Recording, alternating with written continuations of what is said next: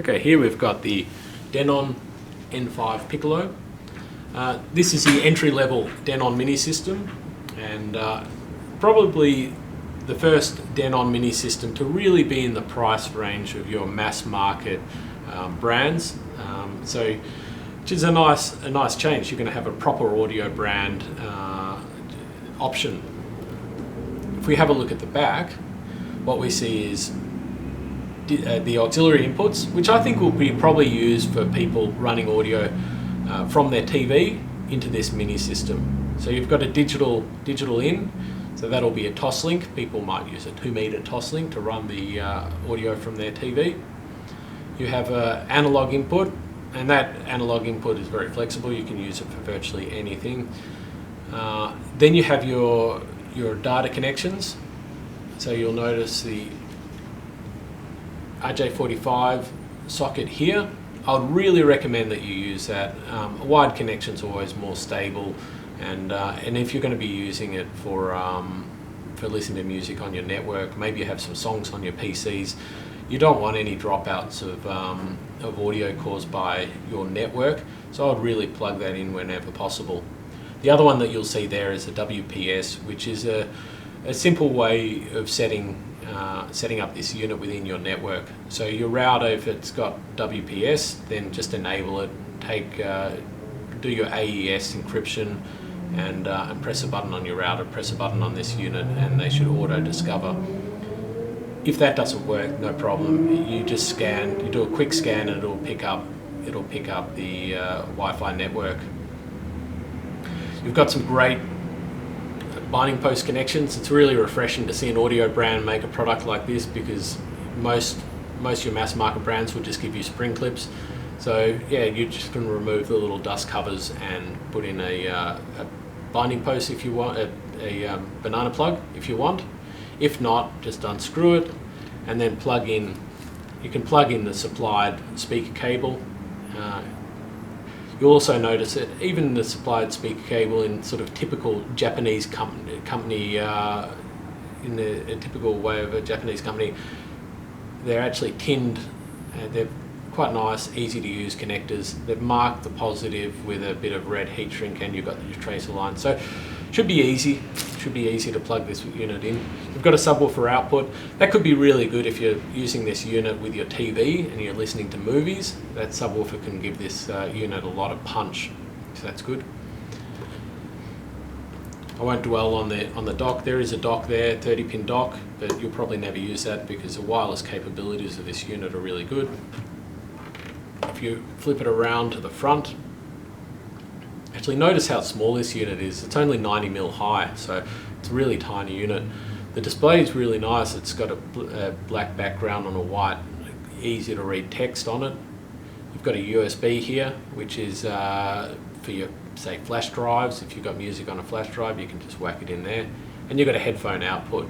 And that headphone output could be useful if it's, say, used in a kid's room, for example, to listen to your headphones if you don't want them making too much noise. Then that's a great little feature. This unit is supplied with speakers, and if we have a look at the back, nice connectors. Have a look at the front of the speaker. You've got a 4-inch mid driver and a nice little 1-inch tweeter. So it's a two-way design. It'll be supplied with the speaker grills on, so it'll look more like that. You get included within the packaging the little feet, so it won't scratch your surfaces or the nice black finish of the unit. Setup is super easy. It'll ask you to select the language, and then you just go through a quick setup. How you're going to listen to your music, virtually any networked way. It'll support everything from lossless audio. It has inbuilt Spotify, which is great. So you enter your password and your username and password, and then it'll access Spotify directly. So you can listen to, if you subscribe to Spotify, you can listen to however million of songs in nice quality. The music server one you'll probably, that input you'll probably use regularly, where you'll have music, say, on your home PC, and it'll discover it and play your audio nicely from there. The other points, I guess, are the size. That 90mm footprint gives you a hint that this is a unit that uses Class D amplification. So it's, even though it's small, it's actually pretty powerful. You can't really rely on the specs. I think they rated at 2 by 65 watts, but then they rated at 4 ohms and 0.7 total harmonic distortion. It's not really that powerful. It's good for a small or medium-sized room. So you can't expect too much, but I think you'll be pleasantly surprised. The other units that you might consider, if you were going to pay a little bit extra, would be the N8, which is the CeeLo Big Brother, and the key difference is you get a slightly larger mid driver, and you get the addition of a CD player.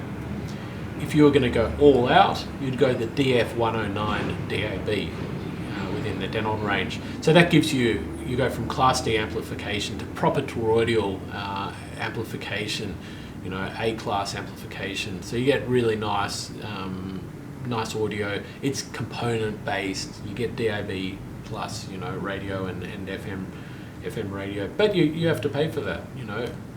This unit for its price point, really impressive.